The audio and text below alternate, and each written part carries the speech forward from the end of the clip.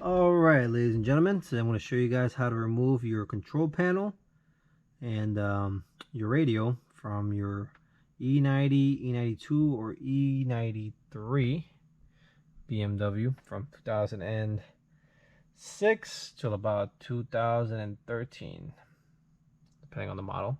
This is the non-iDrive version. So this has the BMW professional radio, and it's extremely simple. In order to remove this, which is the control panel, AC control panel by the name, you have to squeeze to the left, stick it in, stick the flathead in, and pry. Don't pry too hard, and this corner will pop off. Do the same thing for this side, and then eventually you can just pull it out. And I've done it. It'll be a little bit more difficult, but not too bad. And then once you're in here, I'm not going to cover this too much, but once you're in here, you just have to release these tabs. It should only be 6. And then that's gonna allow you to remove the actual panel, which is this part where the outline is, and install your new one. And you can get these panels for about 30 bucks anywhere online.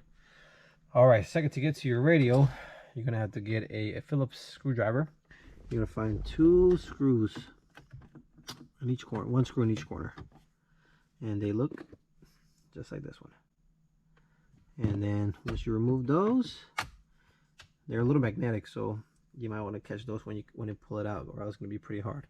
So you just pull out the unit as a whole, boom,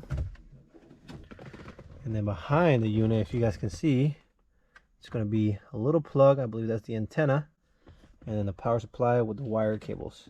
In order to get to that, all you have to do is have a flathead, put it in here, pry. It's going to lift up this tab, and then just wind it down, and it's going to pull the whole harness out.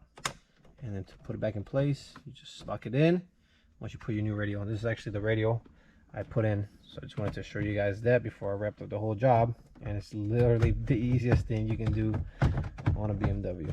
So awesome. All right, guys, good luck with your hobby.